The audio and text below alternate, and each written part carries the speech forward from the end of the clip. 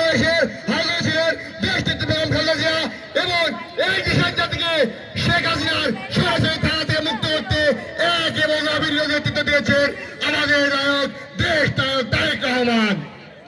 সংগ্রামী সাথী বন্ধুগণ, আপনারা জানেন 2018 সালের পরবর্তী সময়ে আমাদের বাগেরহাটের মনোনীত প্রার্থী আবু সাইদ চাঁদ ভাই এবং তারপর আগে যারা যারা এই আসন থেকে মনোনীত হয়েছেন তারা অবশ্যই এই আসনের কোন নাগরিক বা কোনো সদস্যপত্র ছিল না।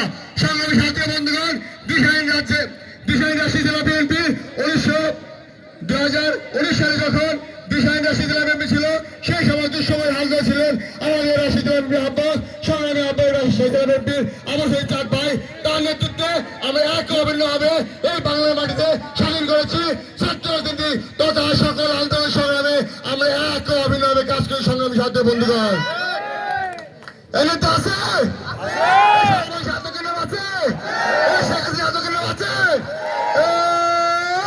নেতা চাঁদ ভাই, চাঁদ ভাই, চাঁদ ভাই, চাঁদ ভাই, চাঁদ ভাই। এই বাগেরহাটের মাধ্যমে আবু সাইদ চাঁদ ভাই আছে, শাহরিয়ার কি আছে?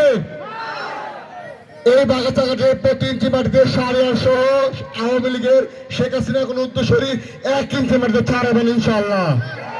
আগামীতে আবু সাইদ চাঁদ ভাই হাতকে শক্তিশালী করার লক্ষ্যে আমরা এক অভিনবে কাজ করবো সে আশাবাদ ব্যক্ত রেখে আমার রাষ্ট্রের পক্ষ থেকে সবাইকে ধন্যবাদ জানিয়ে আমি শেষ করছি। ধন্যবাদ। বাংলাদেশ জিন্দাবাদ।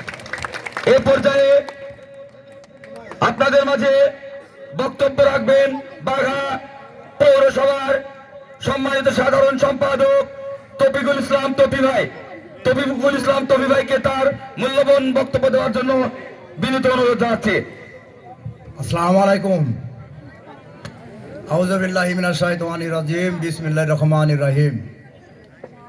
আজকে বাংলাদেশ জাতীয়তাবাদী দল 8 নম্বর ওয়ার্ড বিএনপির নেতৃত্বে এবং বাউসা ইউনিয়ন পুলিশিং কমিটি কর্তৃক আয়োজিত আজকের এই সমবেত এবং মত বিনিময় সভার সম্মানিত সভাপতি, আজকের এই অনুষ্ঠানে প্রধান অতিথি হিসাবে উপস্থিত রয়েছেন বাংলাদেশ জাতীয়তাবাদী দল, যার নাম আপনারা ইতিমধ্যে অনেক বক্তার মুখে শুনেছেন, অনেকভাবে তার নামে গুণান্বিত করেছেন।